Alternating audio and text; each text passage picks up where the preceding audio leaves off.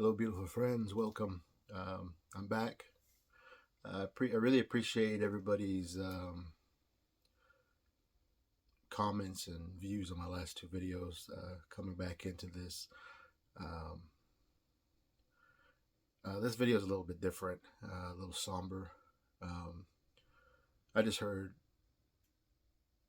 a word that our dear friend, Mphs Vinyl Jim, has passed away today. It hit me.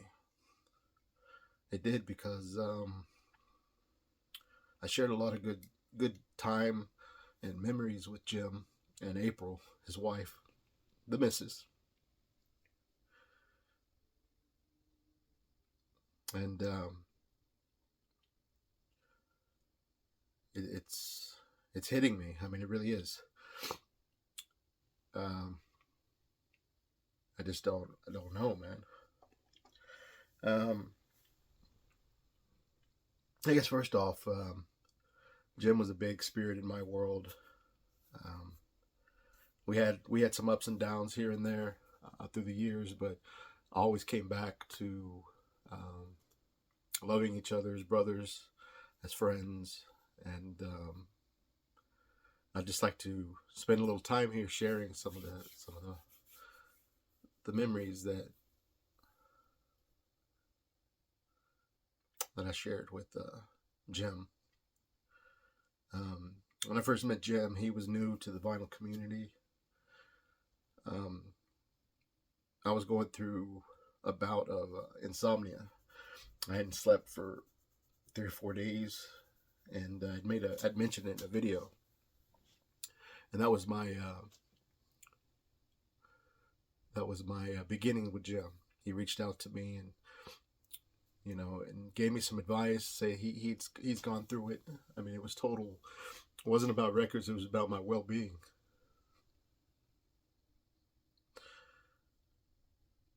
And instant friendship bloomed. We had a lot of moments, man.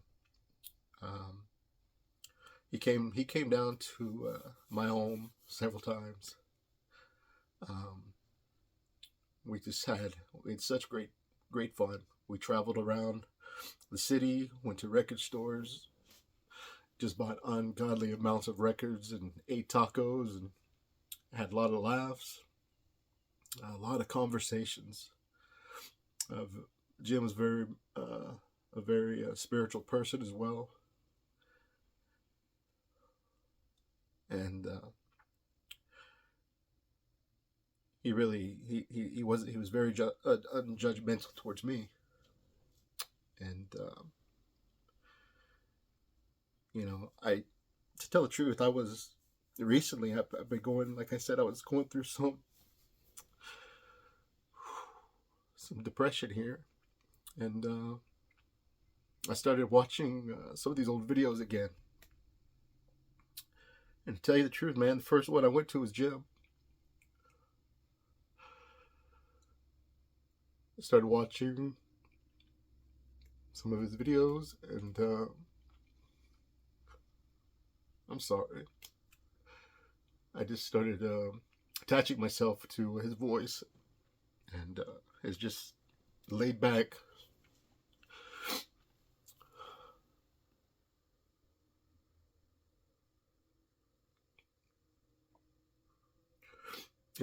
approach to his records, and it didn't matter if they were popular or not. If he liked them, man, he liked them, and he took care of them, and he talked graciously about the artists, graciously about the missus, his friends.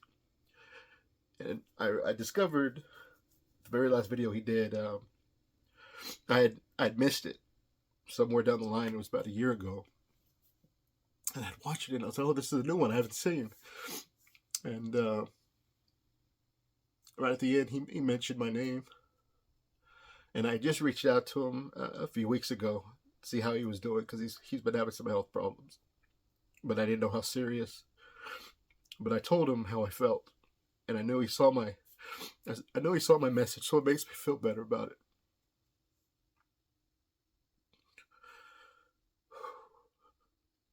But Jim had been there for me. He'd been to my home several times, and I was just thinking about him. Like I said, that's what kind of brought me back. And I was just wanting to make plans, hopefully get better. He'd come visit my new house here. I have a room for him, real big comfortable bed for him. And but I was very fortunate to know him and get to know him. I was going through a time when I went to New York City, and I had a falling out with some people I was with, and Jim opened his home to me, and I stayed with him for a little bit, and just had a great time. I even did a video. I remember I did a video, and it was, "Where's Jim?" Because he'd gotten sick and ended up in the hospital that night. And I'd stayed at the hospital, and then I'd gone to back to his house because I was going to leave in the morning. And luckily he came home in the middle of the night, and he had opened his home, and I'd made a video, "Where's Jim?" And it was kind of just a lighthearted thing, but it was, we were going to do this great collaboration video, which we had done a few times at least at my house. But and then when I got married, him and April showed up.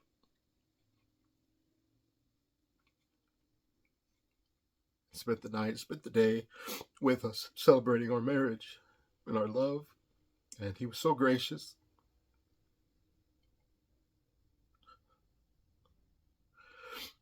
And I've got some photos. Hopefully I can attach them. But I had such a good time with the guy. And I was hoping that we could make more memories together. Oh wow, man, this news kind of just hit me, and I've tried to mellow out to make this, because who likes crying videos, or who likes, you come here to release, and maybe I'll release this, maybe I won't, but personally I've dealt with some things this year. My brother passed away, and just some other things. So it's been a hard year for me, but I'm making it through. And but anyways, Jim gave me the shirt, and I've worn it for many years. I've got a hole in it because I've worked in it, I've played in it, I've dug records in it. Hopefully the video, this picture I'll show in this, I'm wearing it. Me and Jim were together. And when I was in Memphis, Jim had already moved to Florida, and I went to Memphis this last year with my sister. My sister lives not too far, and me and my younger sister went to Sun Studios, and I saw the shirt there because Jim had made he told me he'd made a special trip for me to get it, and but it was either too small or too big, so I said I'll come back next time and get a new one. Always wearing this in honor of Jim. Me and Jim were about the same age. He was about a year older than me, so it hurts. It hurts even more because we're young men. And I think about April. I can only imagine what she's going through.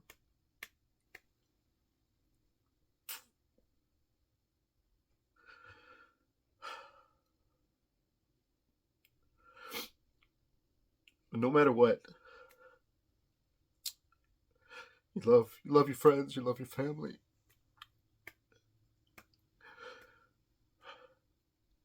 You have a falling out here and there, fix it.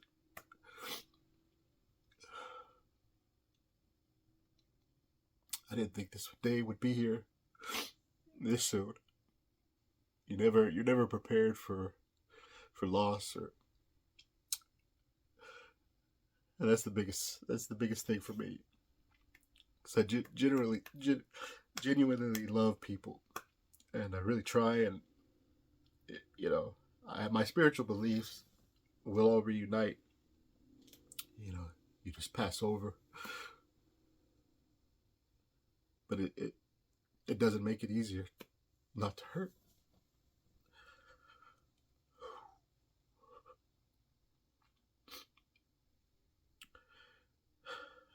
And I've got countless albums in this collection that Jim's given me and turned me on to, and I took a chance on things. Anything Memphis, really.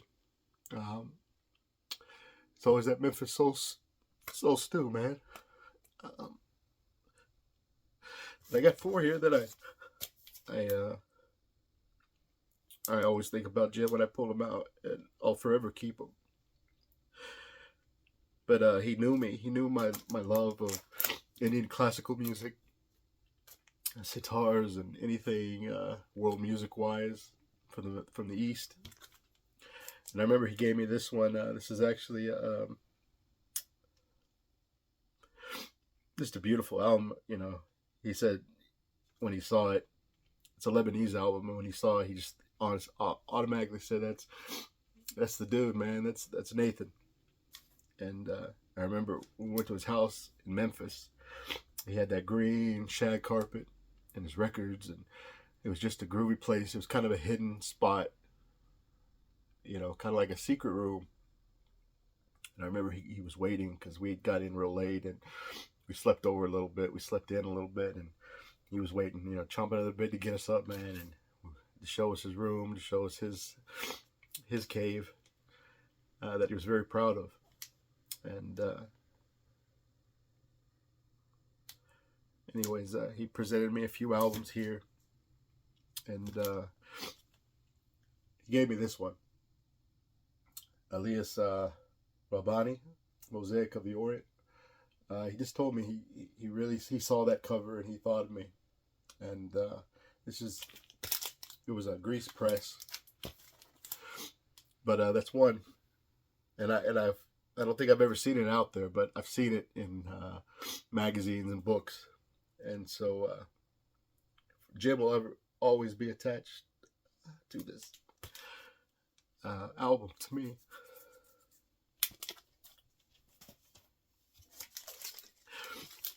Next, he presents me with Goddess of Fortune, produced by George Harrison. And it's such a beautiful album. But he said this was my spirit to him. And like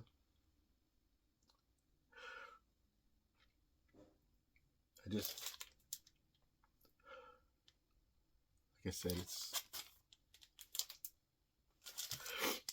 just a beautiful sentiment, beautiful memory I have here.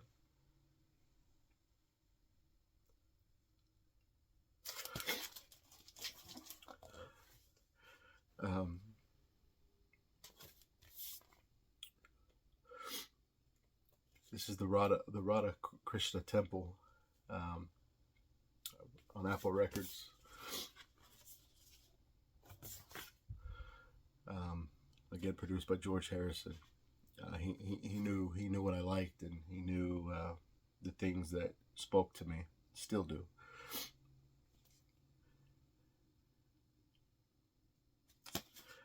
And then when the first time he came and visited me, we met at this bookstore, record store, and they were having a midnight dollar sale or something on all their inventory. And they'd met me in the parking lot all the way from Memphis to Dallas. And, you know, we got there just in time before the sale, before they opened the doors.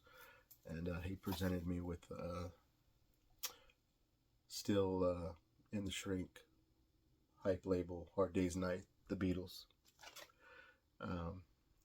Definitely replaced the one I had in middle school. I still have, but somebody had drawn eyeliner on Paul, and you know, I held on to it just because it was the Beatles. But here he presents me this touch looking album, because he knew what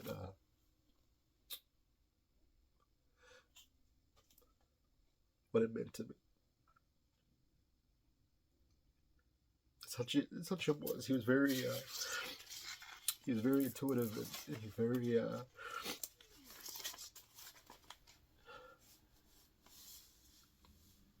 paid attention, man. He knew what you liked,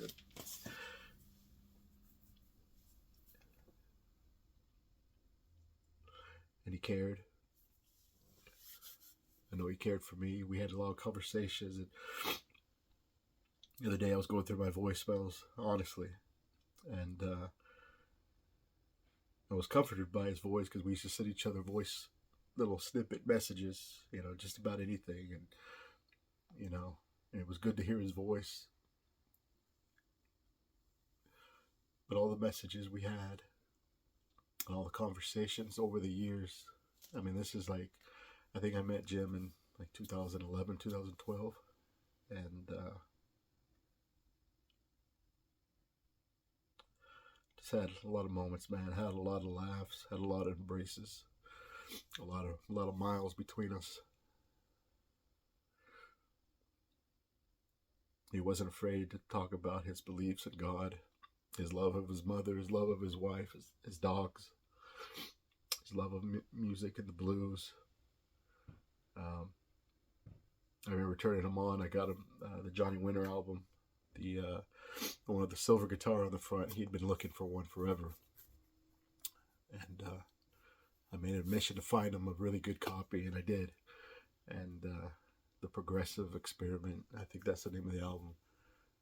But we shared that love of all the music and just life in general. And damn, I'll miss the guy. I really will. I don't know any more details. All I know is that he's passed over from this life. And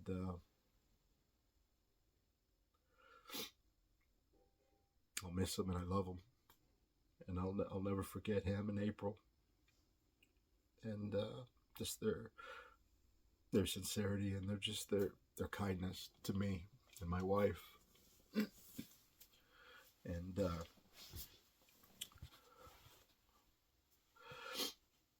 no hats. His style, is who he is, who he was.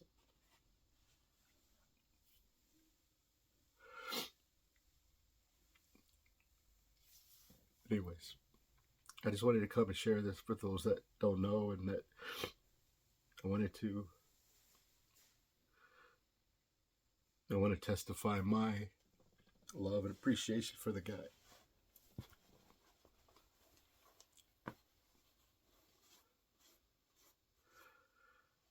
Jim was a big part of this community, a big presence, and just a big soul. Gave good hugs and good handshakes. Good advice.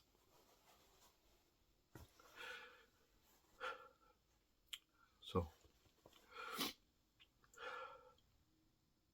it's for you, Jim. Fly high, run free, man. Keep grooving to that bluff.